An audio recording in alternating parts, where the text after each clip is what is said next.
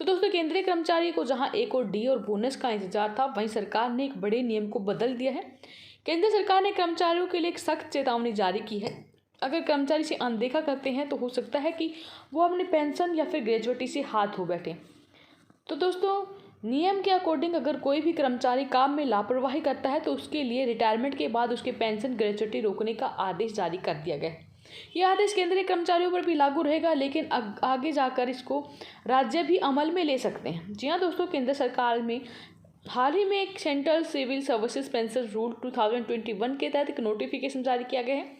बता दें कि केंद्र सरकार ने हाल ही में सीसीएस पेंशन नियम 2021 के रूल 8 में बदलाव किया था, जिसमें नए प्रावधान जोड़े गए हैं। इस नोटिफिकेशन में कहा गया है कि अगर केंद्रीय कर्मचारी अपने सेवाकाल के दौरान किसी गंभीर अपराध या फिर लापरवाही में दोषी पाए जाएंगे तो रिटायरमेंट के बाद उनकी ग्रेजुएटी और पेंशन रोक दी जाएगी। गौरतलब है कि केंद्र की तरफ से बदले नियम में जानकारी सभी संबंधित पदाधिकारियों को भेजी गई है।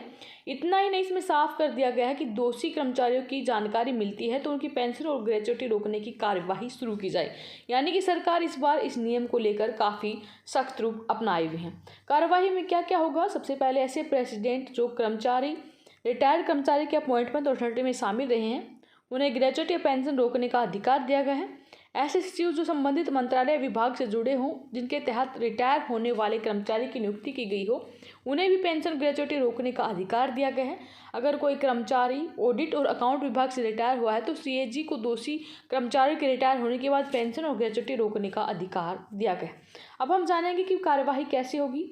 जारी नियम के अकॉर्डिंग नौकरी के दौरान अगर इन कर्मचारियों के खिलाफ कोई विभागीय या फिर न्यायिक कार्यवाही हुई तो इसकी जानकारी भी संबंधित अधिकारियों को देना जरूरी होगा। अगर कोई कर्मचारी रिटायर होने के बाद फिर से नियुक्त हुआ है तो उस पर भी ये नियम लागू होंगे। अगर कोई कर्मचारी रिटायरमेंट के बाद पेंशन और ग्रेजुएटी का भुगतान ले चुका है और फिर दोषी पाया जाता है तो उससे पेंशन या ग्रेजुएटी की पूरी अथवा आंशिक राशि वसूली की जा सकती है। इसका आकलन विभाग को हुए नुकसान के आधार पर किया जाएगा। अथॉरिटी चाहे तो कर्मचारी की पेंशन या ग्रेजुएटी को स्थायी अथवा कुछ समय के लिए भी रोक सकता है।